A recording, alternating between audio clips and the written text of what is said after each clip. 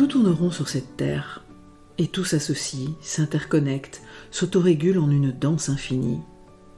Tout, sauf notre culture, linéaire, cloisonnée, analytique et compétitive. Mais cette culture soutient-elle la vie, la paix, la justice, l'amour ? Et si la réponse est non, alors changeons-la. Bienvenue dans le podcast Tout tourne rond sur cette terre, le podcast qui invite à nous inspirer du vivant pour changer de culture.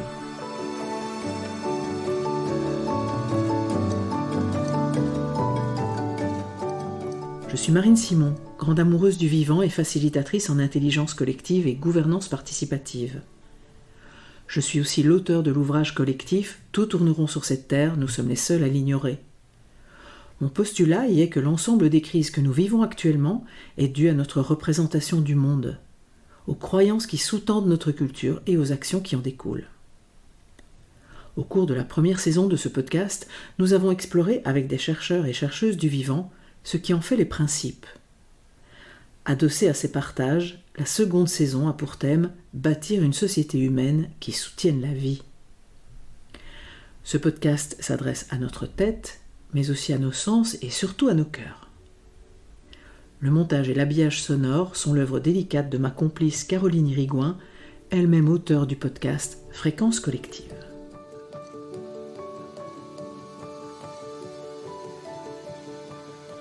Dans l'épisode précédent, j'ai eu le plaisir d'échanger avec Élie Wathelet et Tilly Grosjean, tous deux facilitatrices, facilitateurs et formatrices, formateurs en éco-psychologie et travail qui relie.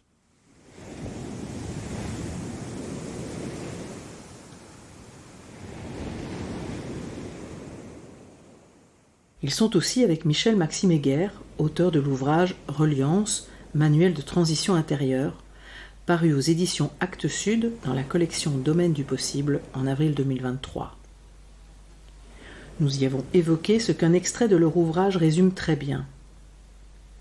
Pratiquer la transition intégrale, c'est nous empuissancer collectivement pour préserver ce qui peut encore être sauvé. Régénérer ce qui peut renaître et bâtir le nouveau dans les brèches. Finalement, c'est avant tout débrider les rênes de la tendresse, voire de l'amour, pour que l'élan initial du prendre soin du monde se transforme en prendre soin intégral de nos liens.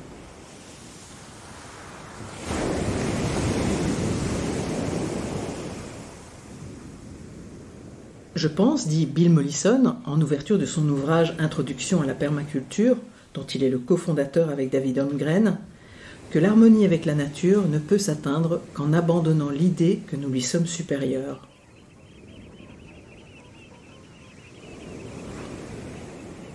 Lévi-Strauss a déclaré que notre plus grande erreur est de nous considérer comme les seigneurs et maîtres de la création.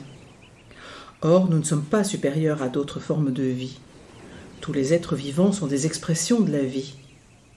Avec cette vision des choses, nous constatons que tout ce que nous infligeons à d'autres formes de vie, nous nous l'imposons à nous-mêmes aussi. Une civilisation qui intègre cette compréhension ne peut pas, sans une nécessité absolue, détruire d'autres organismes vivants. J'accueille pour ce nouvel épisode Joseph Chauffret, qui se qualifie de jardinier urbain. Il est aussi formateur en jardinage durable et auteur. Bonjour Joseph. Bonjour Marine. Alors Joseph, je suis ravie d'être là, réunie chez toi autour de ce micro, devant ce magnifique jardin que tu cultives depuis quelques années et dont tu vas nous parler. Et je vais d'abord te demander d'où as-tu envie de parler ? De quel endroit de toi ? De quel vécu ? De quel moment dans ta vie ? Alors je partirais bien d'un moment qui a été assez fondateur dans ma démarche que je mène aujourd'hui dans ce jardin, qui est le passage par la ferme du Bec et Loing, qui est un lieu magique, esthétique, là où j'ai fait mon CCP, donc le cours certifié de permaculture, il y a déjà quelques années.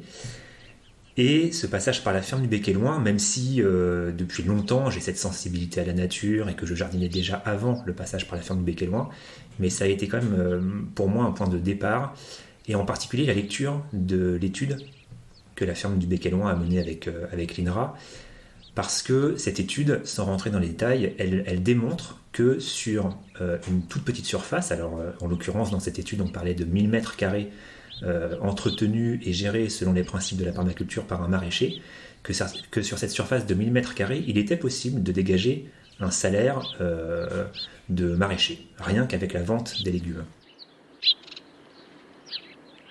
C'est très peu 1000 mètres carrés, c'est l'équivalent d'un grand jardin, mais les maraîchers, quand ils s'installent en Normandie aujourd'hui, sont davantage sur des surfaces de l'ordre de 1,5 hectare, 2 hectares. Donc évidemment, cette étude, elle a été reçue par le monde maraîcher avec un petit sourire en coin, l'air de dire, écoutez, nous, on travaille 70 heures par semaine dans nos parcelles, vous n'allez pas nous faire croire que sur 1000 mètres carrés, il est possible de réussir à vivre de la production de ces légumes.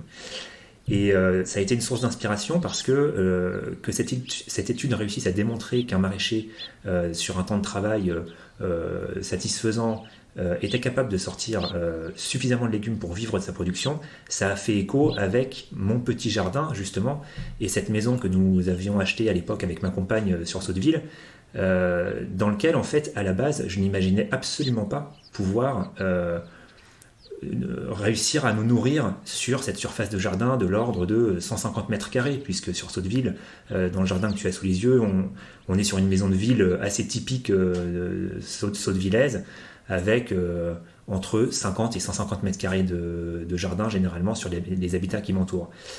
Et donc, cette étude m'a fait prendre conscience que oui, il était certainement possible, dans ce jardin urbain, en utilisant des techniques d'optimisation de l'espace et en mettant en œuvre les principes de la permaculture, qu'il était certainement possible de réussir à intensifier la productivité, mais surtout d'intensifier la productivité tout en respectant le vivant, parce que c'est ça aussi que démontre l'étude de la ferme du Bec et Loing, et c'est ça que j'ai trouvé très enthousiasmant à sa lecture, c'est qu'on s'est aperçu qu'il y avait une corrélation entre l'augmentation de la biodiversité sur la ferme du Bec et Loing, c'est-à-dire que les naturalistes qui y sont passés, les ornithologues, les entomologistes ont constaté finalement une augmentation des populations d'oiseaux, d'amphibiens, d'insectes, en parallèle d'une augmentation de la productivité.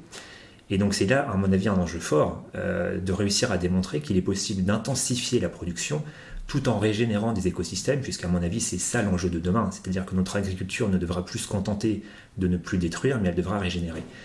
Et donc ça a été un point de départ assez fondateur, parce qu'en rentrant de cette formation à la ferme du Bec et Loing, et après avoir lu l'étude, je me suis dit waouh, il n'y a pas de raison que dans mon jardin urbain contraint par le manque de place, je ne puisse pas réussir à faire la même chose. Et donc, même si je ne me suis pas inspiré que de ce que j'ai vu à la ferme du Bec et Loing, en tout cas ça a été un élément fondateur pour moi.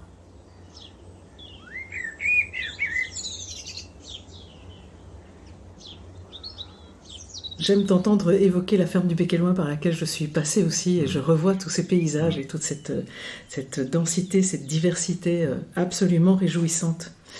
Alors dans mon livre Tout tourne rond sur cette terre, nous sommes les seuls à l'ignorer, la permaculture constitue la troisième source d'inspiration pour changer de culture et faire naître une société humaine qui soutiendrait la vie. Les deux premières étant le vivant, qui a fait l'objet de la première saison de ce podcast, ainsi que la culture des peuples racines dont je parle souvent, cette culture profondément enchevêtrée à la culture du vivant.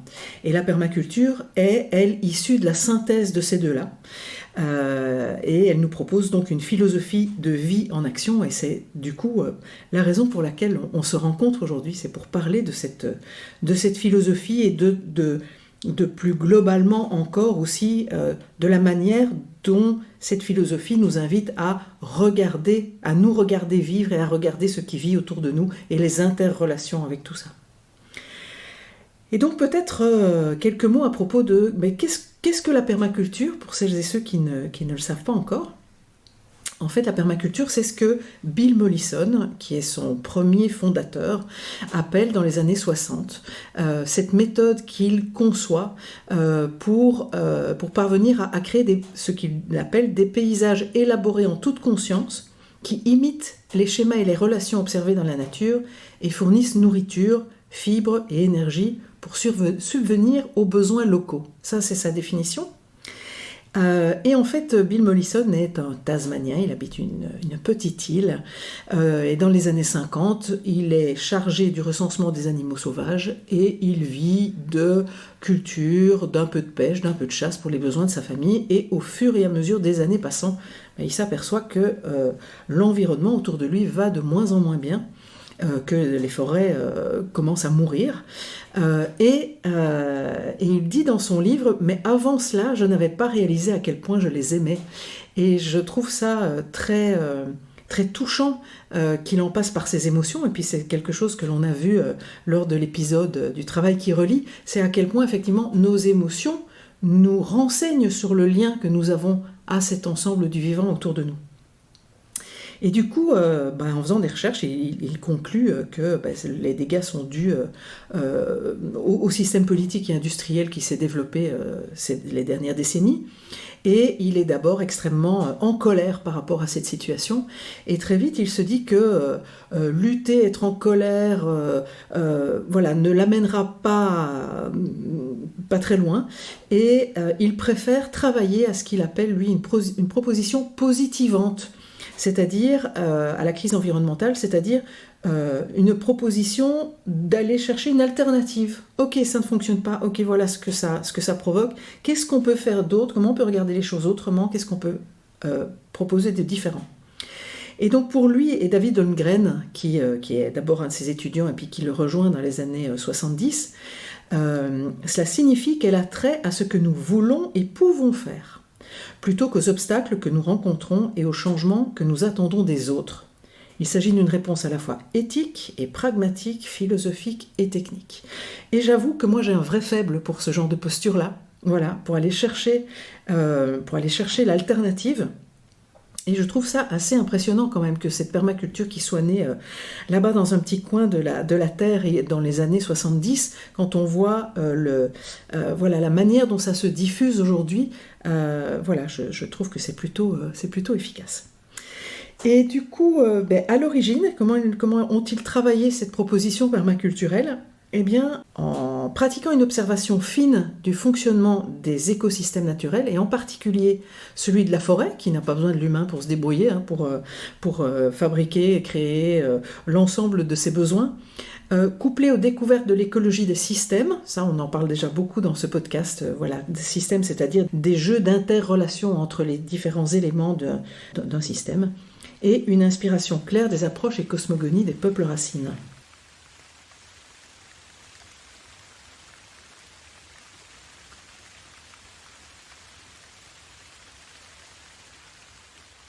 Et en fait, la permaculture, comme elle est directement inspirée de la nature, la première application de ces principes ont plutôt concerné les pratiques au jardin. Mais finalement, avec la pratique, en fait, David Holmgren et Bill Mollison se sont rendus compte qu'ils avaient là mis au point quelque chose qui pouvait vraiment être beaucoup plus large. Et est-ce que ça, tu aurais envie de parler de ce qui pour toi sont les autres champs de la permaculture et qui te semblent intéressants ? Alors évidemment, je valide complètement que ces principes permaculturels, bien sûr, s'appliquent au jardin, et ça, on va en parler durant ce podcast, mais que c'est avant tout une philosophie de vie. Et un jardinier qui se contenterait de faire du paillage et de ne pas utiliser de pesticides sans avoir réfléchi à ces autres domaines de vie tels que la manière d'être aux autres, la manière de se chauffer, la manière de se déplacer, ça ne serait pas vraiment être dans une posture permaculturelle. Et donc naturellement avec ma compagne on s'est interrogé sur notre mode de vie d'une manière plus globale et pas simplement celle en lien avec le jardin. C'est ce qui nous a fait faire des choix très concrets finalement, que d'habiter en ville. C'était pas un choix à la base évident pour moi. Avec mes études dans le domaine de l'environnement, je te cache pas que je me serais bien vu habiter à la campagne avec un grand jardin, un grand verger. Et c'était donc un choix militant que de choisir une petite maison de ville. C'est ce qui nous a permis en particulier de faire le choix de lâcher nos 2 voitures il y a déjà 10 ans. C'est ce qui nous a permis de revoir la manière de nous chauffer. On a remplacé nos radiateurs par un poêle à bois. Donc tout ça, ce sont effectivement des choix de vie que l'on a fait aussi à la lecture de ces principes et de la permaculture, et en comprenant toute leur portée.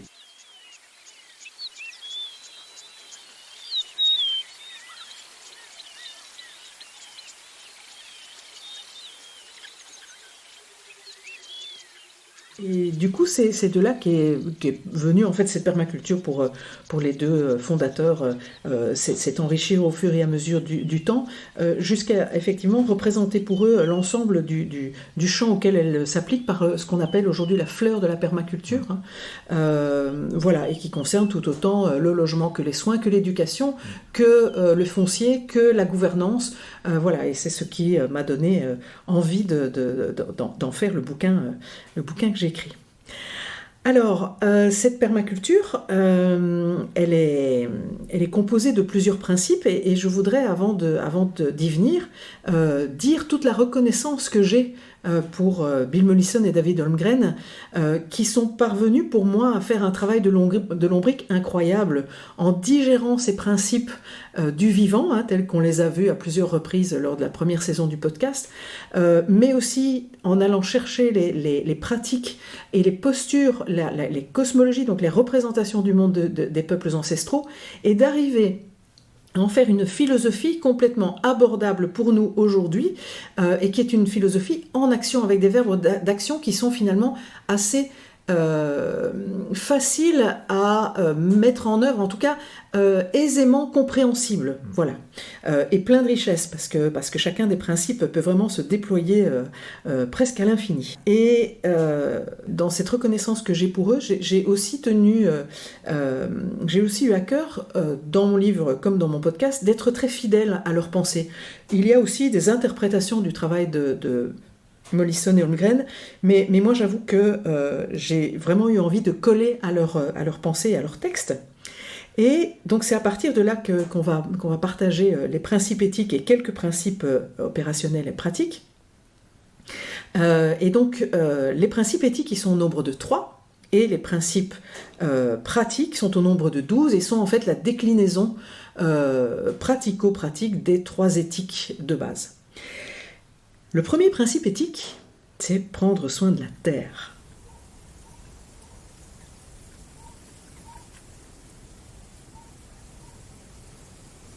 Et alors, comment tu en vis? Quelle lecture tu en fais, toi, Joseph? Prendre soin de la terre. Ben, pour moi, c'est avant tout être attentif, dans le sens porter de l'attention à la terre, à l'environnement, ça c'est la première chose. Ça sous-entend observer, et d'ailleurs ça rejoint un des principes pratiques également, hein. Observer son environnement avant d'agir, observer aussi pour agir avec conscience dans son jardin, tu vois, parce que je vois plein de jardiniers qui, par manque d'observation par exemple, vont être amenés à écraser une larve de coccinelle par méconnaissance, ou parce que simplement ils ne l'ont pas remarqué. Ils vont passer à côté, et donc vraiment la permaculture se nourrit de cette observation, se nourrit de la montée en compétence aussi du jardinier, et donc cette attention que l'on porte à son environnement, à mon avis, est capitale. Ça passe par l'observation, ça passe par l'émerveillement aussi, à mon avis, dans son jardin, et pour moi le jardin est bien plus que simplement un lieu de production de légumes. C'est un lieu pour moi au quotidien où je m'y ressource, je m'émerveille de plein de choses, des jeunes plantules qui vont germer au printemps, d'une floraison d'une onagre qui va fleurir la nuit, etc., etc. Et donc c'est ça aussi que je recherche dans ce jardin, c'est de l'émerveillement au quotidien. Et donc ce premier principe, c'est à la fois être attentif, avec cette idée aussi de ne pas dégrader évidemment l'écosystème, et ça il y a plein de manières pratiques de ne pas dégrader. Et j'irais même jusqu'à dire que l'enjeu de ce premier principe éthique, c'est aussi d'être dans la capacité de régénérer. C'est ce que je disais tout à l'heure en introduction, c'est-à-dire qu'il ne s'agit plus simplement de ne pas dégrader, mais il y a dans cette idée de prendre soin de la terre, l'idée aussi de soigner, et pas simplement d'être attentif. Et donc soigner, ça veut dire pour moi être capable de recréer, de régénérer des écosystèmes que l'on a par le passé dégradés, Et j'évoquais tout à l'heure la ferme du Bec-et-Loing qui en est un bon exemple, où conjointement, ils ont réussi à la ferme du Bec-et-Loing à améliorer la productivité tout en régénérant un écosystème. Et c'est aussi ce que je constate dans mon jardin, c'est-à-dire que on est parti dans ce jardin, d'un jardin extrêmement pauvre en biodiversité, avec 2 haies de tuyas qui cloisonnaient le jardin et 3 places de parking. Il se fait qu'on n'avait pas de voiture, donc évidemment, rapidement, on a fait sauter les places de parking. Et c'est incroyable à quel point, en quelques années seulement, dès lors qu'on y injecte un peu de temps et d'énergie, on arrive à recréer un îlot de biodiversité magique. Les populations d'oiseaux dans le jardin ont explosé. Les populations d'insectes aussi. Je fais un peu de recensement. Je ne suis pas ornithologue, mais je note les oiseaux que je vois passer. Et quand il y a une dizaine d'années, on recensait 15 espèces d'oiseaux qui passaient par le jardin, on est à plus de 32 ou 33 cette année. Voilà, donc c'est pour dire à quel point il y a aussi un enjeu de régénération. Voilà. Tout à fait. Et en fait, ce premier principe pour Holmgren et Mollison, nous ramène vraiment à la réalité de notre interdépendance totale avec l'ensemble de la vie sur Terre. Hein. Et quand ils disent prendre soin de la Terre, c'est évidemment la Terre avec un T majuscule, la planète, la biosphère, l'ensemble des espèces et phénomènes et l'ensemble des interrelations. Donc c'est assez énorme et c'est prendre soin effectivement de la Terre, ce substrat dans lequel pousse ce qui nous nourrit. Voilà, et du coup, la permaculture, elle propose de remettre la Terre et l'ensemble de la biosphère à sa juste place dans notre culture, c'est-à-dire en tant qu'espace garantissant la vie.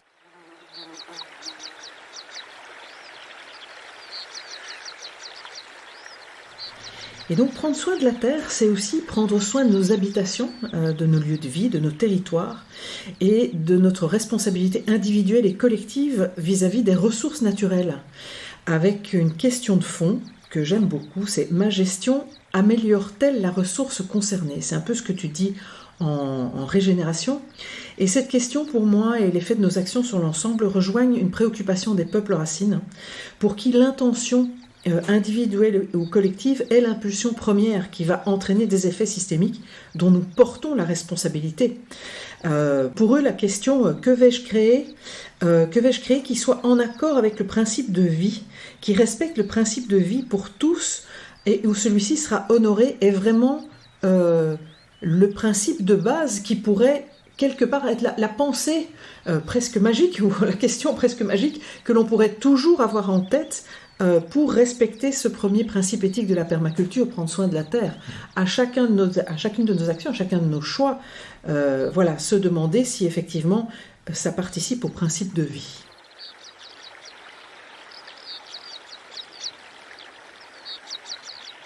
Alors, le deuxième principe éthique, c'est prendre soin des humains. Alors, c'est quelque chose que l'on a déjà un peu abordé lors de l'épisode sur le travail qui relie. Qu'est-ce que tu as envie d'en dire, toi, Joseph ? J'ai envie d'en dire que, en fait, ce principe-là est intimement lié au premier. C'est-à-dire que déjà, on ne peut pas demander à des humains qui n'auraient pas le confort dont ils ont besoin pour vivre, de prendre soin de leur écosystème proche. Donc, les deux principes, à mon avis, me semblent complètement liés. Et prendre soin des hommes avec un grand H passe aussi par le prendre soin de soi. Ce que l'on fait d'ailleurs quand on jardine. Hein. Quand on jardine, c'est aussi une manière de prendre soin de soi, parce que être dans son jardin, c'est aussi une source de ressources, c'est ressourçant. C'est aussi une alimentation saine. C'est aussi s'assurer d'une alimentation de qualité. Donc tout ça est absolument fondamental, je pense, pour être capable derrière de prendre soin de son écosystème. Après, évidemment, ça peut vouloir dire aussi prendre soin des autres que soi, dans les relations qui nous connectent aux autres. Ça peut vouloir dire, pour moi en tout cas, dans mon quotidien, se former par exemple à des choses comme la communication non violente, les techniques de gestion de conflits, toutes ces choses-là qui créent de l'harmonie dans les relations et qui aident à prendre soin de l'humain au sens large du terme. Tout à fait. Et effectivement, comme ils le disent, les fondateurs, il y a cette partie qui est extrêmement importante, c'est de prendre soin des consciences et des psychés des humains, parce que pour eux, ce sont des humains plus conscients et allant mieux à l'intérieur d'eux-mêmes qui prendront mieux soin de la Terre. Et le troisième principe éthique, c'est fixer des limites à la consommation et à la démographie et redistribuer les surplus. Alors oui, il est grattant, et je vois bien dans les ateliers que j'anime qu'il est grattant sur fixer des limites à la démographie. Voilà, on le trouve rarement retranscrit tel quel. Il est souvent remplacé par créer l'abondance et redistribuer les surplus. Et pourtant, comme disent Holmgren et Mollison, il est évident que si nous ne nous limitons pas sur l'espace physique inextensible que nous occupons, si nous ne prenons pas en compte les rythmes aussi de production et de recyclage du vivant, et ça je trouve que c'est aussi, c'est là que j'ai eu la lumière sur ce qui était renouvelable. On dit une énergie renouvelable, alors c'est pas seulement quelque chose qui se renouvelle, c'est quelque chose dont on ne fait pas un usage plus rapide que le temps que dont la ressource a besoin pour se renouveler. Voilà. Et donc tout ça, évidemment, si nous refusons obstinément d'intégrer cette nécessaire autorégulation, probablement que c'est même pas vers l'abondance qu'on se dirigera, mais plutôt vers des grosses problématiques. Alors voilà. En tout cas, être attentif à ça, avoir ça en conscience, que si dans un espace fini, confiné, comme le dit Bruno Latour, je l'ai déjà dit 100 fois dans ce podcast, nous n'apprenons pas à nous autoréguler, le vivant va nous autoréguler, va nous réguler d'ailleurs, pas nous auto, mais nous réguler.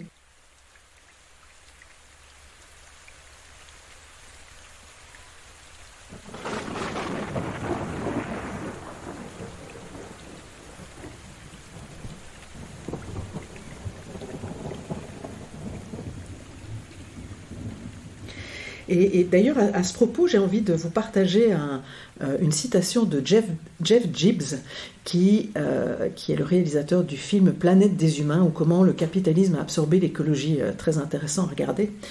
Il dit « Il a fallu aux humains modernes des dizaines de milliers d'années pour atteindre une population de 700 millions.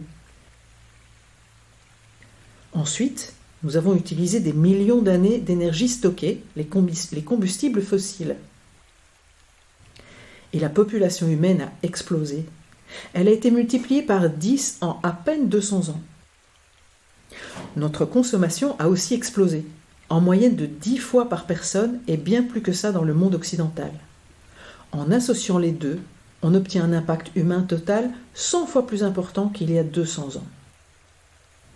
C'est la chose, dit-il, la plus terrifiante que j'ai jamais réalisée.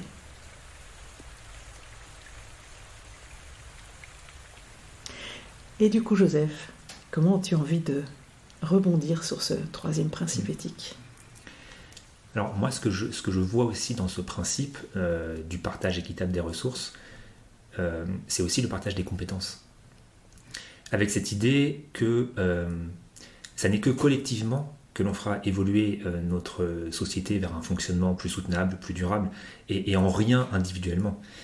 Et donc vraiment, et d'ailleurs c'est ça aussi qui m'a poussé, moi, dans mon quotidien, à être dans une démarche de transmission, d'éducation à l'environnement, parce que je défends vraiment cette idée que dès lors que l'on a réussi individuellement à monter en compétences, eh bien l'enjeu c'est de les transmettre, ces compétences.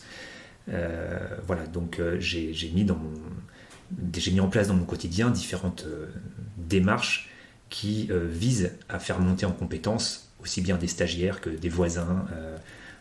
Voilà.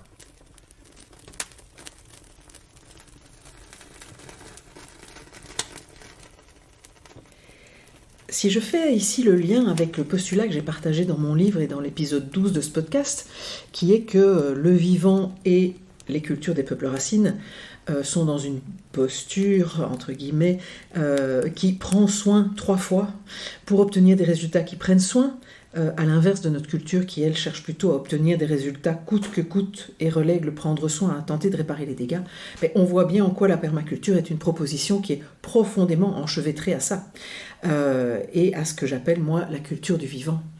Et parmi les sauts de paradigme qui m'avaient vraiment frappé en découvrant les principes de la permaculture, c'était le saut de paradigme par rapport à l'attitude par rapport au sol. Comme effectivement en agriculture conventionnelle, mais on le verra dans plein d'autres domaines, l'éducation, la santé, mais en tout cas en agriculture conventionnelle, les phytos que l'on utilise, les produits chimiques que l'on utilise s'intéressent à la plante. Elle s'intéresse à la plante pour la transformer, elle s'intéresse à la plante pour la faire pousser, elle s'intéresse à la plante pour la protéger, et elle tue le sol. Mais c'est un peu comme si, en agriculture conventionnelle, il y avait un espèce de postulat qui était que le sol est un substrat inerte et sans intelligence. Donc si c'est inerte et sans intelligence, il n'y a peut-être même pas la conscience de tuer quoi que ce soit. Voilà.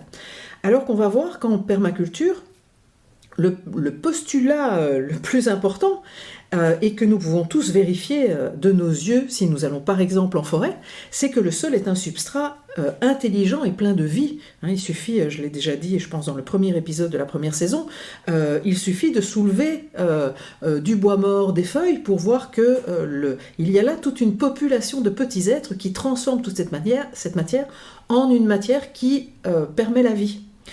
Et c'est quelque chose qui m'avait frappé quand j'ai commencé à donner des ateliers sur ce sujet de la permaculture, un public divers, les personnes qui venaient me trouver à la fin, qui me disaient « mais oui, mais évidemment, mais je ne les connaissais pas, mais c'est évident », étaient toutes des personnes qui soit avaient elles-mêmes un potager, donc elles le comprenaient bien, soit étaient des praticiens en éducation alternative, et donc qui avaient plutôt une démarche comme avec Isabelle Peloux, qu'on a déjà entendu dans un des épisodes, qui est de faire advenir le possible, le potentiel de l'enfant, plutôt que cet ancien dicton qui disait que les enfants sont des vases vides à remplir. Mais aussi, il y avait parmi les personnes qui venaient se manifester à moi des personnes qui pratiquaient des médecines non conventionnelles, la médecine chinoise, l'acupuncture ou autre, et c'est vrai qu'en médecine chinoise, par exemple, ou même en naturopathie, on va considérer le terrain. On va pas aller s'attaquer à la plante, entre guillemets, du symptôme.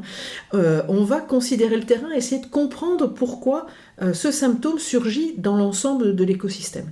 Et en permaculture, c'est ça qu'on va essayer de faire. C'est pas ça qu'on va essayer de faire, c'est vraiment ça qu'on va faire, c'est nourrir le sol de ce qu'il aime manger.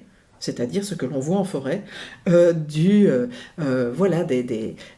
l'organique que tous ces petits êtres qui font partie de ce sol microscopique sont en capacité de décomposer.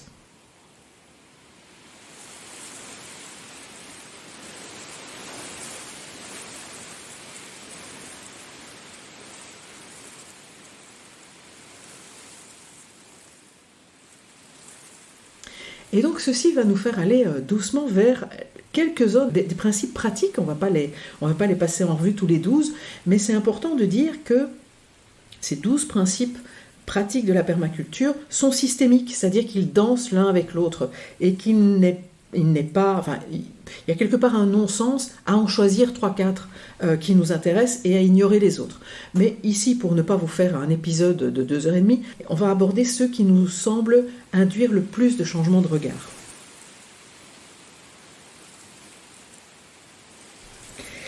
Et donc Joseph, je te propose de nous parler du premier, qui me semble aussi central, celui auquel on revient toujours, qui est observer, 3 fois, et interagir.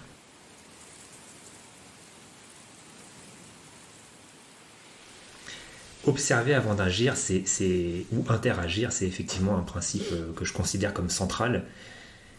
Et je vois bien que globalement, les stagiaires que j'ai en face de moi sont déconnectés de cette phase d'observation qui me semble pourtant complètement capitale. Observer avant d'agir, ça veut dire être capable de prendre son temps lorsqu'on arrive par exemple sur un nouveau terrain, d'observer les microclimats, la nature de son sol, pour ensuite être capable de bien positionner l'ensemble des éléments de son jardin en fonction des observations qu'on aura réalisées. C'est peut-être un peu schématisé, mais généralement, aujourd'hui, quand on arrive dans une nouvelle maison, on dépense beaucoup d'énergie, assez peu d'énergie, je dirais, pour planter des tuyas et mettre de la pelouse, et ensuite on passe beaucoup d'énergie le week-end pour tailler ses tuyas et tondre sa pelouse. Et l'enjeu, c'est d'essayer d'inverser cette tendance, c'est-à-dire de mettre 80% de son énergie dans la conception de son jardin, et cette conception passe évidemment de manière fondamentale par une phase d'observation très attentive de son terrain, pour qu'ensuite les étapes d'entretien de notre jardin ne représente que 20% de notre temps. Et ça va complètement à contre-courant de ce que l'on fait généralement lorsque l'on investit un nouveau jardin. Et donc cette phase d'observation, vraiment, elle est capitale. Bill Mollison et David Lundgren parlent de prendre un an d'observation pour voir passer toutes les saisons et être capable d'observer son jardin aussi l'hiver, par exemple, observer les écoulements d'eau, là où la neige va se déposer, là où les feuilles vont s'amasser, voilà. Et je vois bien que c'est aussi cette capacité du jardinier à être dans l'observation de son jardin qui va guider sa montée en compétences. Et je le disais tout à l'heure, je crois vraiment que la montée en compétences nourrit l'esprit permaculturel du jardinier. Tout à fait. Et finalement, je rapproche ça souvent d'une rencontre. Quand on rencontre quelqu'un, on ne lui impose pas des choses tout de suite. On ne lui impose pas notre mode de vie, on ne lui impose pas ce que l'on veut. On va d'abord l'observer dans le sens entrer en relation, le questionner, savoir comment il vit, à quoi il est sensible, à quoi il n'est pas sensible, pour nous ajuster, pour créer de la relation et de la relation qui soit harmonieuse pour les deux. Et c'est très étonnant comme effectivement, face à un jardin ou face à un lieu naturel qui est plein d'êtres vivants non humains, eh bien on a construit une culture qui nous donne l'impression que tout ça ne sont que des objets que je peux déterrer, tailler, abattre, creuser, sans entrer dans cette interaction. Interagir, ça veut bien dire agir avec.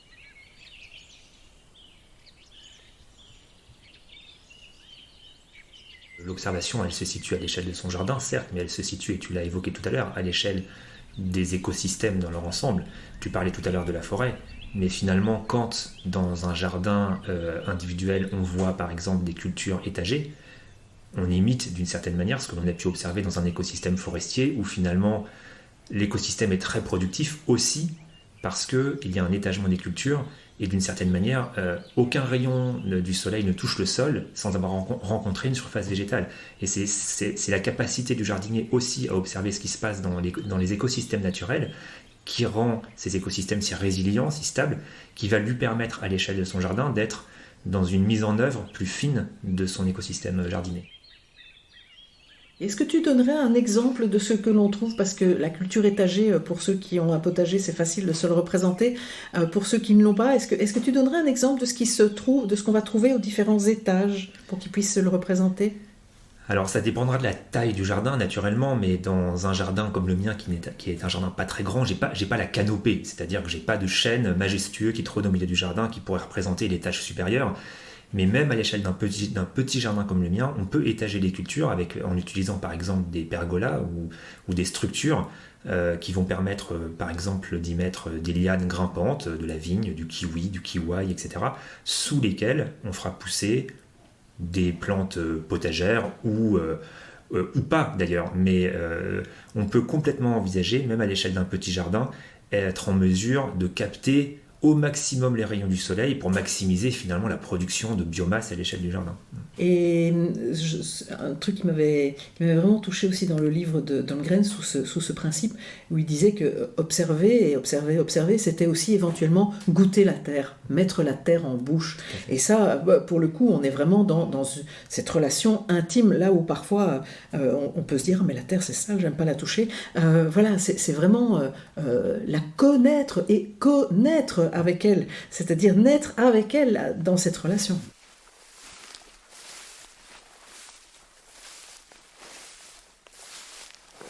Et d'ailleurs, ce premier principe, observer avant d'agir, rejoint pour moi aussi le principe démarrer petit. Parce que je considère que le fait de démarrer petit permet de garder du temps pour l'observation. Tu vois ? Absolument.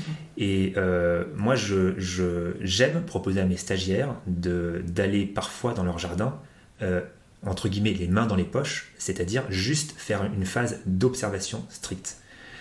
Souvent, quand on est un jardinier et qu'on déambule dans son jardin, il y a toujours quelque chose à faire. Il y a toujours quelque chose à ramasser, à tailler, à couper, à désherber, etc. Et c'est très dur, finalement, pour le jardinier de ne rien faire quand il traverse son jardin. Et des fois, je trouve que ça fait du bien d'être volontairement et uniquement dans cette posture d'observation pure, sans rien faire, quitte à se poser 15-20 minutes assis dans son jardin et juste de contempler ce qui va s'y passer. Et ça m'arrive de faire ça en journée, ça m'arrive de faire ça la nuit aussi. Et c'est très instructif de faire ça la nuit. Et il s'y passe dans notre jardin des tas de choses insoupçonnées dès lors qu'on est capable de rester 15 minutes assis à faire un point d'écoute et d'observation.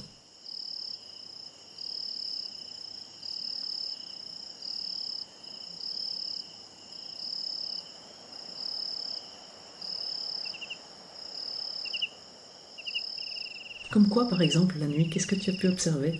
Alors ça peut être le hérisson, assez traditionnel, mais ça peut être par exemple aussi le bruit des lombrics qui circulent dans la paille. Et ça, il faut se poser pour les entendre.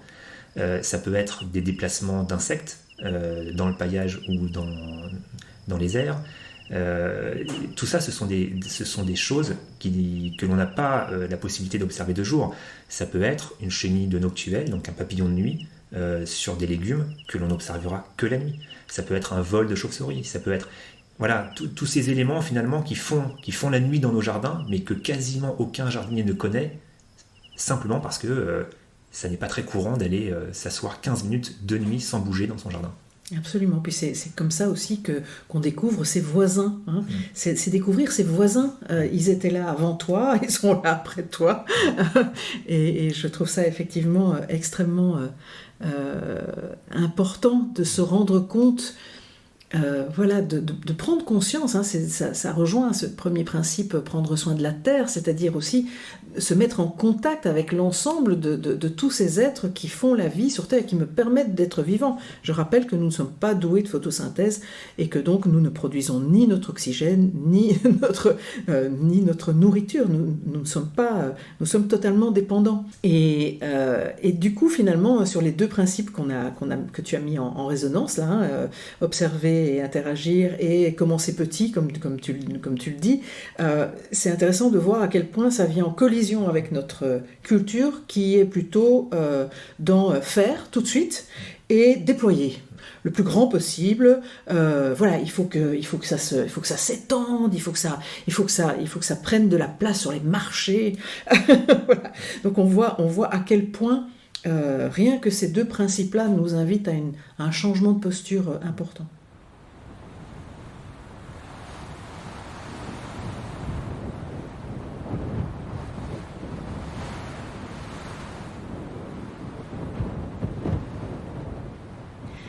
Le deuxième qu'on a envie de partager, c'est se servir de la diversité et la valoriser. Qu'est-ce que tu as envie d'en dire ? Alors ça me semble être un principe absolument capital que de valoriser la diversité dans un jardin. Et d'ailleurs, les derniers étés qu'on a traversés, par exemple, nous ont encore une fois rappelé l'importance, en particulier au potager, de valoriser cette diversité. Je me rappelle avoir interviewé des jardiniers en septembre de l'année dernière, c'est-à-dire après cet été si pluvieux que l'on avait eu, en leur posant la question « Comment avez-vous vécu l'été ?» en tant que jardinier qui faisait du potager. Et systématiquement, la réponse qui m'était donnée, ça a été « Oh là là, quelle catastrophe! Toutes nos tomates ont eu le mildiou, l'année a été pourrie. » Or moi, dans mon jardin, le fait d'avoir une grande diversité de végétaux, de légumes, certes, cette année-là, les tomates ont eu le mildiou, et je n'ai eu que peu de production de tomates, mais finalement, j'ai eu une production incroyable sur d'autres légumes qui ont profité de l'humidité ambiante de cet été, entre guillemets, pourri. Et donc, on sait bien que pour faire gagner nos jardins en résilience, il va nous falloir travailler sur cette diversité. Et cette diversité, elle s'entend à la fois dans nos cultures, mais elle s'entend, et tu as commencé à l'évoquer tout à l'heure aussi, sur notre capacité à valoriser le sol dans toute sa diversité, le prendre soin du sol, effectivement, changer notre regard sur ce substrat qui est évidemment bien plus qu'un substrat est capital. Et c'est vrai que je m'aperçois aussi à quel point il y a une méconnaissance du fonctionnement de ce sol et de ce qu'il apporte dans notre quotidien. Quasiment aucun de mes stagiaires ne comprend pourquoi on ne doit pas piétiner son sol. On supprime l'air, on supprime l'oxygène, on supprime la vie. Ça ne vient pas non plus à l'idée des gens d'arroser leurs serres au cœur de l'hiver sous prétexte qu'il n'y a pas de culture, sauf qu'un terrain sec, c'est un terrain mort. Et donc c'est vraiment un changement de regard que de considérer que toute notre attention doit être portée sur le sol et non sur la plante, comme tu l'as évoqué tout à l'heure. C'est à mon avis une des bases de la réussite d'un potager que d'avoir bien compris tout l'enjeu de soigner notre sol.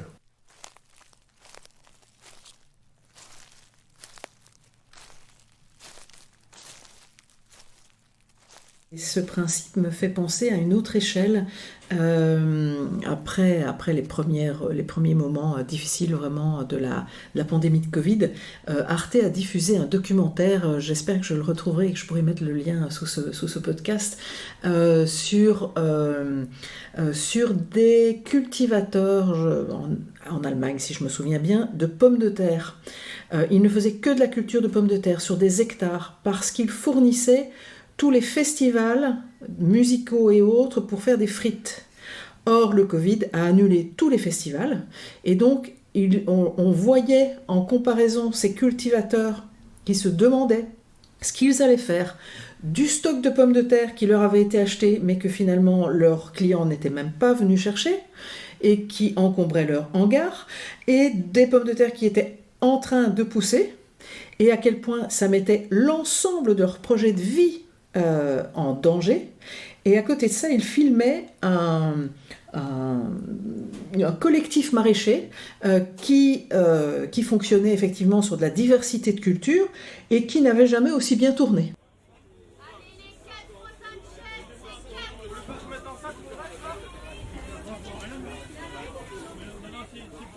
On est vraiment, dans notre culture, on aime beaucoup la monoculture, la standardisation, et on ne se rend pas compte à quel point ça nous fragilise en fait, et à quel point le vivant n'a absolument pas fait ce choix-là. Mais ça, il suffit d'aller en forêt, voilà, pour le remarquer, que quand on laisse le vivant et ce qu'on appelle la nature tranquille, ben, il favorise la diversité et non pas la monoculture. Et puis, je pourrais terminer en disant qu'aussi la diversité favorise l'émerveillement, quand même, au jardin. Absolument, et c'est tellement important, cet émerveillement, ça nourrit l'âme. Alors, le principe suivant serait intégrer au lieu de ségréguer, ou intégrer au lieu d'exclure. On peut remplacer ségréguer par exclure. Voilà, qu'est-ce que tu auras envie d'en dire ? Ce principe qui consiste à intégrer, je pense qu'on peut le lire à plusieurs niveaux, c'est-à-dire bien sûr faire en sorte de créer des interconnexions au sein même de son jardin, c'est capital. C'est ce qui fait l'essence du design aussi en permaculture, qui consiste à bien positionner tous les éléments de son jardin, j'entends par là le potager, le composteur, le récupérateur d'eau, la mare, etc., de telle sorte qu'il y ait des interconnexions favorables et positives qui s'établissent entre tous ces éléments. Ça, c'est évidemment un élément crucial dans la conception de son jardin que de penser l'intégration plutôt que la séparation. C'est vrai aussi à l'échelle du potager, quand on travaille sur les associations de cultures, par exemple. Quelle culture va-t-on pouvoir associer entre elles pour que, entre guillemets, ça matche bien, soit parce que leur taille vont permettre que la plus grande se développe au-dessus de la plus petite, soit parce que les substances olfactives dégagées par la première sera capable de protéger la seconde. Donc ça marche aussi très bien au potager. Comme le souci avec la tomate, par exemple. Oui, même si là, en l'occurrence, le souci, c'est plus une question de lutte contre les nématodes. On n'est pas forcément dans ce que se représentent les gens, généralement, de l'intérêt du souci au pied des pieds de tomates. Mais effectivement, cette question des associations au potager, elle répond aussi à ce principe qui vise à mettre en relation les éléments. Mais je crois aussi que ce principe-là s'entend à une échelle plus large qu'à celle de son jardin. C'est-à-dire que le jardinier ne fait pas seulement un potager, il crée un paysage quand même. Tu vois ce que je veux dire ? C'est-à-dire que moi, mon jardin, je ne le considère pas comme un élément isolé. Il façonne un paysage qui est celui de mon quartier, possiblement de ma ville. Et donc derrière aussi, c'est toutes ces questions d'écologie qui vont parler de trames vertes et bleues, par exemple, où la mare que j'ai faite dans mon jardin sert la présence d'insectes utiles, pas que chez moi, chez mes voisins aussi. Et peut-être que cette mare-là sera un point d'étape pour une libellule qui, dans une mare à 300 mètres d'ici, n'avait pas de point de chute pour pouvoir rejoindre une autre mare plus lointaine, etc. Et donc c'est ça aussi l'enjeu, de faire prendre conscience que le jardin n'est pas un lieu isolé, il façonne un paysage, et en ce sens-là, on doit le travailler pour que cet îlot de biodiversité serve un territoire plus large que simplement son propre écosystème. Absolument. Et du coup, pour moi, ce principe vient aussi confronter notre culture, ou intégrer. Voilà, on voit à quel point nous sommes plutôt dans une époque de grandes exclusions, à quel point toutes les matières que nous étudions à l'école sont bien séparées les unes des autres, mais tous les ministères sont bien séparés les uns des autres, à quel point c'est vraiment compliqué, à quel point la ségrégation est plutôt notre choix culturel, et à quel point l'autre fait peur. Voilà. Et c'est en ça, quand on l'applique aux collectifs humains, c'est en ça qu'effectivement je trouve que les pratiques d'intelligence collective, elles permettent, comme toi tu le fais au potager, elles permettent dans un collectif humain de dépasser ça et vraiment d'intégrer.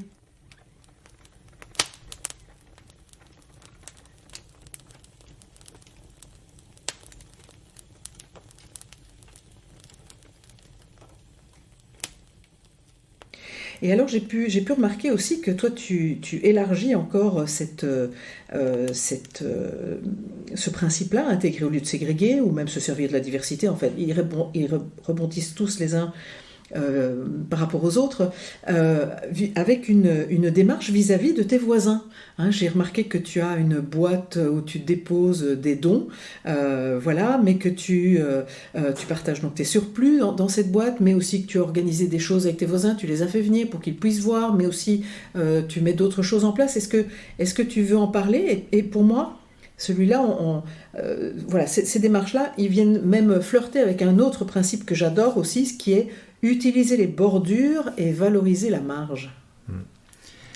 Alors en fait, quand j'ai commencé à créer ce jardin et à pousser la productivité à son maximum, j'étais dans une démarche expérimentale d'essayer de voir jusqu'où je pouvais aller en termes de productivité sur un espace réduit. Bon, maintenant, je ne pense pas que la résilience alimentaire se travaille à une échelle individuelle. Je pense qu'elle doit être travaillée à une échelle beaucoup plus collective, à l'échelle d'une rue, d'un quartier.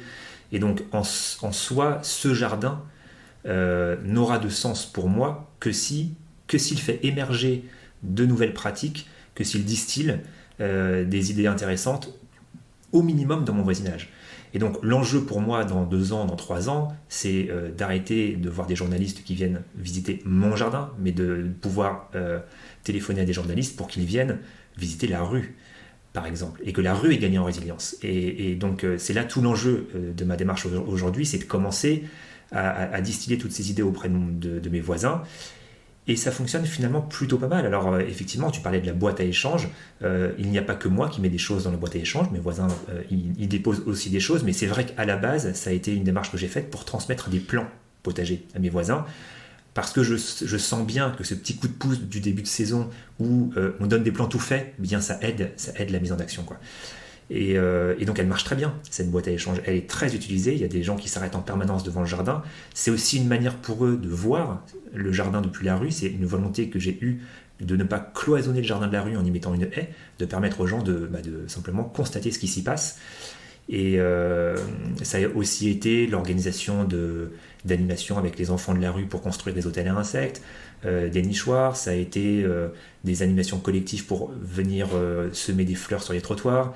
Voilà, c'est ça l'enjeu, à mon sens, aujourd'hui, c'est de faire évoluer les mentalités à une échelle plus large que simplement moi dans mon microcosme jardinier. Tout à fait, et donc de bénéficier effectivement de ces bordures, qui sont ces endroits à la lisière entre 2 écosystèmes, la mare, la partie cultivée, la mer, la côte, le chemin, la forêt, qui sont dans la nature des endroits où on observe en général des émergences de biodiversité importante, et là aussi l'endroit où ça vient achoper notre culture, c'est que les bordures, il suffit de regarder dans une ville, les jardins sont en général bien clôturés, mais ma propriété elle est bien clôturée, ce qui m'appartient c'est à moi, et les bordures aussi dans les collectifs, moi j'encourage souvent les collectifs que j'accompagne, parfois même à l'intérieur du collectif, à créer des sous-équipes pour créer des bordures.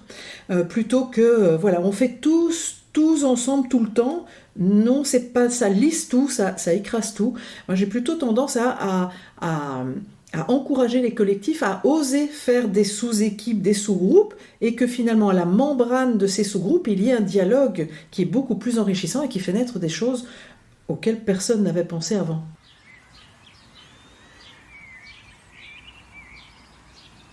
Le principe suivant, capter et stocker l'énergie.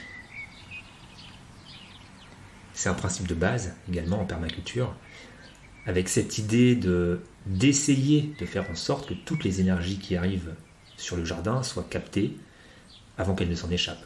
Alors on peut évidemment penser à l'eau, avec les étés secs qu'on a eus, c'est une ressource précieuse dont le jardinier, tant que possible, a intérêt à capter. Et on pense aussi évidemment au soleil.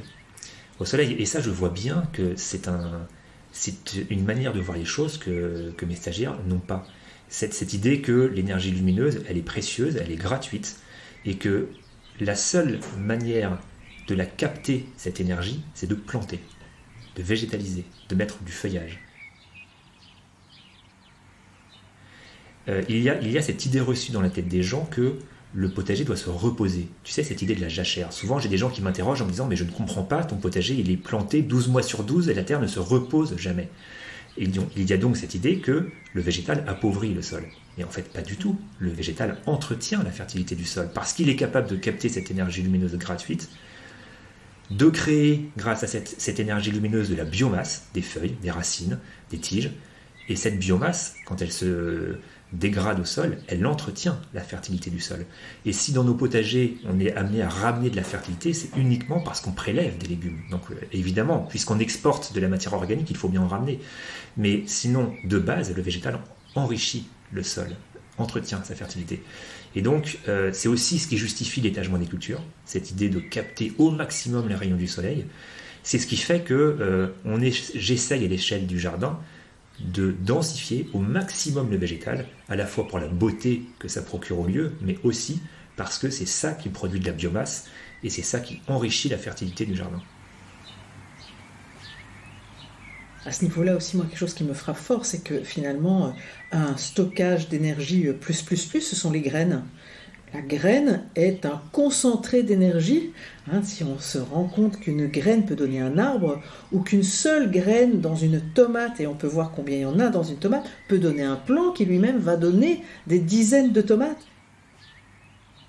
On est dans une culture où, habituellement, pour ceux qui ne sont pas sensibles, les graines de tomates, si on ne les utilise pas, on les jette à la poubelle, au mieux au compost. Mais c'est comme si, et ça aussi je pense qu'on l'a déjà dit avec Hervé Coët, c'est comme si on jetait de la vie à la poubelle. C'est assez étonnant. Et du coup, Hervé, dans le 2e épisode de la première saison, encourageait à ce qu'on aille semer, mais n'importe où en fait, toutes ces graines, ces noyaux, ces pépins, mais qu'ils ne terminent pas dans la poubelle, ça n'a juste aucun sens, ce serait jeter de l'énergie. Mais on voit bien que notre rapport à l'énergie n'est pas très sain, n'est pas très ajusté. Bien sûr, et pour rebondir là-dessus, je crois aussi que la terminologie de déchets verts que l'on emploie généralement dans les collectivités depuis une dizaine d'années est un vrai problème. Dans la mesure où on parle de déchets, les gens évacuent leurs déchets. Et donc on se retrouve à collecter chaque semaine dans des sacs en plastique, des tontes d'herbe et des feuilles mortes. Et ça peut paraître complètement bêta d'évoquer ça, mais en fait je vois bien que les gens n'ont pas fait le lien entre cette production de matière organique dans leur jardin et la ressource que ça pouvait représenter pour leur propre jardin. Ils n'ont pas fait ce lien entre le fait que dès lors que l'on exporte de la matière organique, on appauvrit mécaniquement la fertilité de son jardin. Et il suffit de leur expliquer pour avoir en face de nous des gens qui font « Waouh, mais oui en fait, j'y avais pas pensé. » Oui, alors que ça paraît tout simple. Tout à fait, ça vient confronter notre idée de l'ordre. Voilà, ça ne fait pas ordonner d'avoir des branches coupées ou dans un coin. Voilà, là aussi on a un peu de chemin.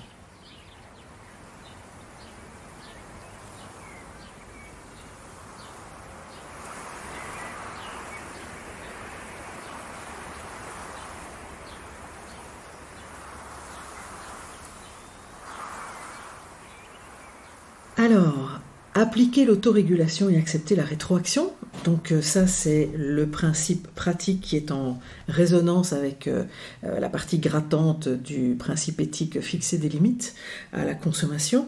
Voilà, et donc qu'est-ce que tu auras envie d'en dire ? Mais je crois, et tu le disais tout à l'heure, que nous sommes habitués avec notre agriculture intensive à éradiquer toute forme de vie dans nos champs pour n'avoir qu'une seule monoculture en place. Or, j'évoquais tout à l'heure en introduction qu'à la ferme du Bec-et-Loing, par exemple, ils ont bien démontré que l'on pouvait à la fois envisager maximiser la productivité tout en régénérant des écosystèmes. Comme quoi, les deux ne sont pas incompatibles, loin de là. Et donc, cette idée d'autorégulation, elle est capitale parce qu'il y a aussi en permaculture un enjeu d'économiser les ressources, y compris son temps, et donc d'être dans une moindre intervention. C'est aussi un objectif recherché. Déjà, ça fait économiser du temps aux jardiniers. Et puis, je crois aussi qu'on est globalement, dans nos jardins, sur des pratiques très, très interventionnistes. On taille, on coupe, on tombe, on désherbe. Et que ces pratiques interventionnistes ne font que retarder la capacité qu'aurait naturellement notre écosystème jardin à aller vers plus de stabilité, vers plus de résilience, parce qu'en effet, dans un écosystème naturel, il est très rare d'avoir une pullulation d'un ravageur donné, parce qu'il s'établit une forme d'autorégulation dans un écosystème naturel qui évite ces émergences de ravageurs incontrôlables. Et si dans nos jardins, on a parfois des invasions de pucerons, de limaces, etc., c'est justement parce qu'on est très certainement trop interventionniste.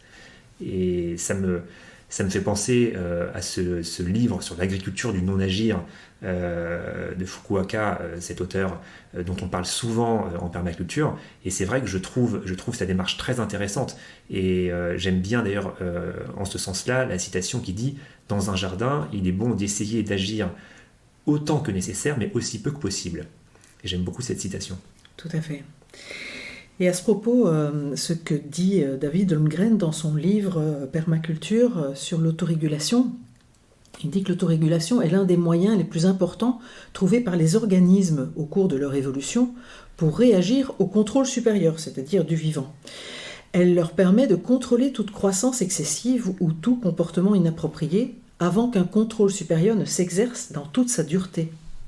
Dans un barrage ou un étang, par exemple, le développement des poissons et des crustacés est stoppé par leur propre déjection, ce qui réduit les risques de maladies et de pénuries alimentaires qui tueraient tous les poissons. Les kangourous et certains autres marsupiaux herbivores peuvent, quant à eux, réagir aux conditions saisonnières en ralentissant le développement de l'embryon, ce qui leur permet de réguler leur population, au moins partiellement, avant que la rareté de la nourriture ne favorise les maladies et le contrôle des prédateurs. Et je trouve que c'est vraiment important de se rendre compte qu'effectivement, dans notre culture du déploiement, du développement, de l'accaparement, de la colonisation, là, on était mené par une espèce de grandiosité, là, mais que toutes les autres espèces, mais dans nos corps aussi, il y a ce mécanisme d'autorégulation qui nous permet de vivre dans un espace fermé. Voilà.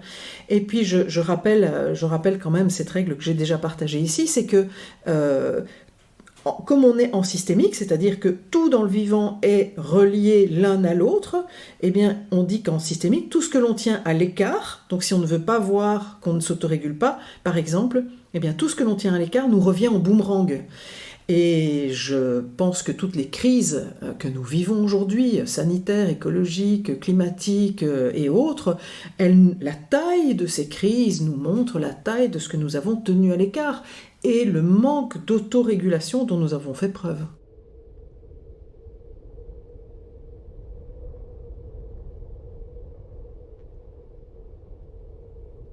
Et je rajouterais aussi que, effectivement, cet enjeu de viser l'autorégulation est capital dans un jardin. Ça rejoint d'ailleurs le principe sur le fait de valoriser la diversité, naturellement. Et il y a des études qui démontrent que dans un jardin stable, ça veut dire un jardin dans lequel on a tout fait pour accueillir la biodiversité, présence d'eau, présence de haies, pas de phytosanitaires, etc., 70% des ravageurs du potager, en particulier, seraient détruits, donc régulés par la présence des auxiliaires. C'est énorme. Sans que l'on ne fasse rien. Ça sous-entend qu'il se passe dans nos jardins, sans même que l'on s'en aperçoive, tout un tas de relations, de prédation, de parasitisme, etc., qui régulent. Bon. Et à la fois, j'émets quand même un petit bémol, c'est-à-dire que moi, à l'échelle d'un jardin, j'ai tendance quand même à distinguer le potager strictement du reste du jardin, dans le sens où je crois quand même sur le potager qu'il ne faut pas non plus faire de ce principe un dogme, avec cette idée qu'il suffirait de faire rentrer un hérisson dans son jardin pour que l'on soit complètement débarrassé des limaces. Non. Il y a quand même, à mon sens, au potager, si réellement on veut envisager une productivité digne de ce nom et donc entretenir la motivation du jardinier, il y a quand même, de la part du jardinier, des actions de protection, à minima, parfois de lutte, à mettre en œuvre pour réussir à avoir une production satisfaisante. Absolument, et tout en ayant un petit singe sur l'épaule droite qui dit autorégule-toi quand même, et un petit singe sur l'épaule gauche qui dit fais avec la diversité, pour en arriver de toute façon à ce principe qui fait partie des principes pratiques de la permaculture, qui est obtenir une production, qui n'est pas un gros mot. Et moi, on pourrait se dire, oh là là, qu'est-ce que c'est que ce truc qui appartient au capitalisme? Non, pas du tout. Si vous regardez le vivant, vous verrez, surtout au printemps, là on est au printemps, et donc ça se voit fort, à quel point le vivant travaille à chaque instant pour obtenir une production, c'est-à-dire de la nourriture, de l'abri, etc., pour tout le monde. Voilà. Et donc, est-ce que tu as envie d'en dire quelque chose sur ce... Obtenir une production peut s'entendre à mes yeux, certes par une production de légumes, et ça je l'ai évoqué, et c'est évidemment fondamental. C'est-à-dire que si on veut réussir à entretenir la motivation du jardinier, je crois vraiment qu'il faut obtenir une production. Sinon, j'en vois trop autour de moi qui se démotivent et qui finalement finissent par arrêter la pratique du potager simplement parce que le niveau de productivité n'est pas à la hauteur de leurs attentes. Donc ça c'est évident. Après, le jardin, moi, m'offre d'autres formes de production. C'est des plantes comestibles, mais c'est aussi de la beauté, c'est aussi de l'esthétique, c'est aussi des abris pour la faune environnante. Tout ça, c'est aussi une forme de production que l'on peut rechercher dans la mise en œuvre de son jardin, évidemment. Et du bien-être, du déstressant. Bien sûr. Moi, je vois bien que quand j'ai passé une journée à bosser, être très concentrée sur les choses, qu'est-ce que ça me fait du bien de descendre au jardin, d'aller voir mes amis, les plantes, les animaux, les oiseaux, ça me déstresse instantanément en fait. Et c'est vrai que tu disais que le principe obtenir une production était parfois entendu entre guillemets comme un gros mot. En fait, pas du tout. Et d'ailleurs, moi, quand je parle de mon potager, je parle aussi de rationalisation des planches de culture, par exemple. Et quand j'emploie le terme de rationalisation, de standardisation, parfois, c'est pareil. On me renvoie à cette idée que c'est un gros mot en permaculture. Pas du tout. L'enjeu étant d'obtenir une production, ça a du sens parfois d'essayer de rationaliser les choses, de standardiser un petit peu ces planches de culture.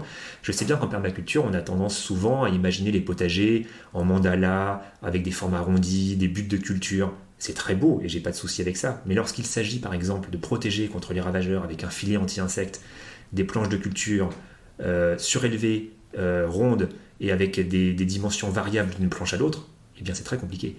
Donc c'est pour ça que je défends quand même cette idée que le potager, pour rester productif, doit être bien pensé, rationalisé, et ça n'est pas un gros mot à mes oreilles.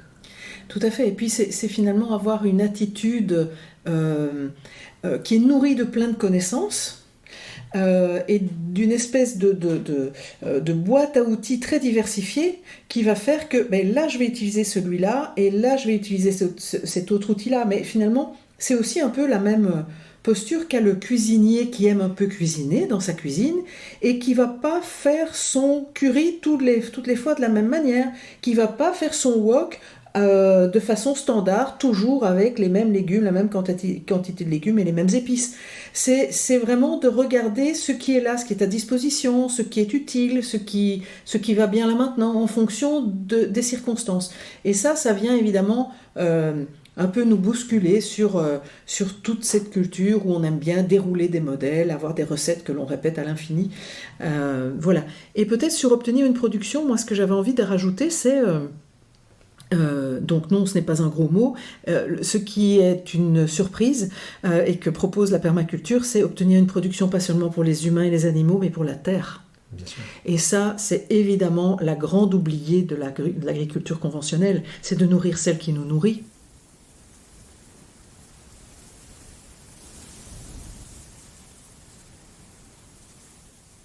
Bien Joseph, on arrive tout doucement à la fin de cet épisode de podcast et est-ce que tu voudrais nous parler quand même aussi un peu de cet autre potager dans lequel tu en as parlé un petit peu mais vraiment à la marge là, dans lequel tu mets de l'énergie, qui est tout ton travail de transmission.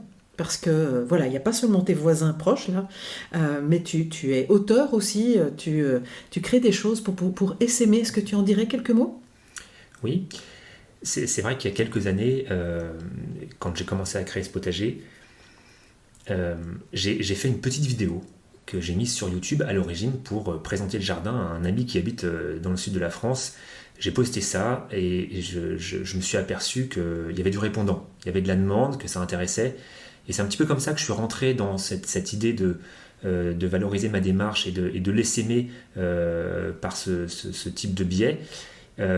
Et par ailleurs, moi j'ai toujours fait de l'éducation à l'environnement puisque j'ai travaillé 10 ans dans une grosse collectivité où je faisais de l'éducation à l'environnement, donc c'est toujours quelque chose qui m'a porté, qui m'a passionné que d'être en contact du public et de transmettre les connaissances que j'avais pu acquérir. Et donc aujourd'hui, oui, je me régale au travers de formations, au travers de l'accompagnement de jardiniers qui se lancent dans la création aussi bien de jardins individuels mais aussi des jardins partagés, parce qu'il y a un vrai enjeu en ville que de recréer des jardins un petit peu partout pour transformer nos villes, pour les rendre plus habitables, plus résilientes à la surchauffe estivale, etc. etc. Donc ce travail de transmission me passionne et c'est vrai que je le valorise au travers des formations, au travers des ouvrages que j'ai pu écrire. C'est aussi ma nature scientifique qui m'a permis, qui m'a poussé à prendre en note tout ce que je fais dans mon jardin depuis une dizaine d'années. Et donc j'ai des cahiers et des cahiers de notes de ce qui a marché, mais de ce qui a raté aussi, parce que souvent, quand les gens viennent dans le jardin, ils ont l'impression que tout a fonctionné, mais en fait pas du tout. J'ai certainement raté autant de choses que je n'en ai réussi dans ce jardin. Et donc c'est toutes ces notes qui m'ont permis aussi d'écrire des ouvrages pour essayer tant que possible de guider le lecteur vers des pratiques s'inspirant de l'éthique de la permaculture, et j'en suis ravi. Et bien en tout cas, je mettrai le lien vers ton site sous l'épisode, et puis moi je vais repartir de chez toi avec le livre qui va me dire comment je peux construire toute seule un séchoir solaire, et j'en suis absolument ravie. Merci Joseph. Merci Marine. Merci aux auditrices, aux auditeurs. À bientôt.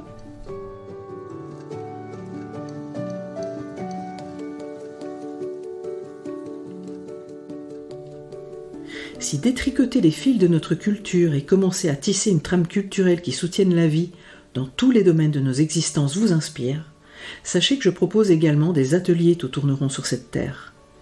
Des ateliers de 3 jours en France et en Belgique. Vous en trouverez les informations dans le texte de présentation sous cet épisode. Au plaisir de tisser avec vous. Je remercie l'association belge Terre et Conscience pour le soutien financier dont bénéficie cet épisode. Terre et Conscience est une école de la Terre qui propose au travers d'un large programme de formation, d'ateliers, de rencontres, de renforcer notre lien à la nature, à la terre et au vivant, afin de participer au projet de transformation du monde. La permaculture, l'agroécologie, l'écopsychologie, la transition, la biodynamie, la communication sensible avec le vivant, l'arbre et la forêt sont parmi ces thématiques phares.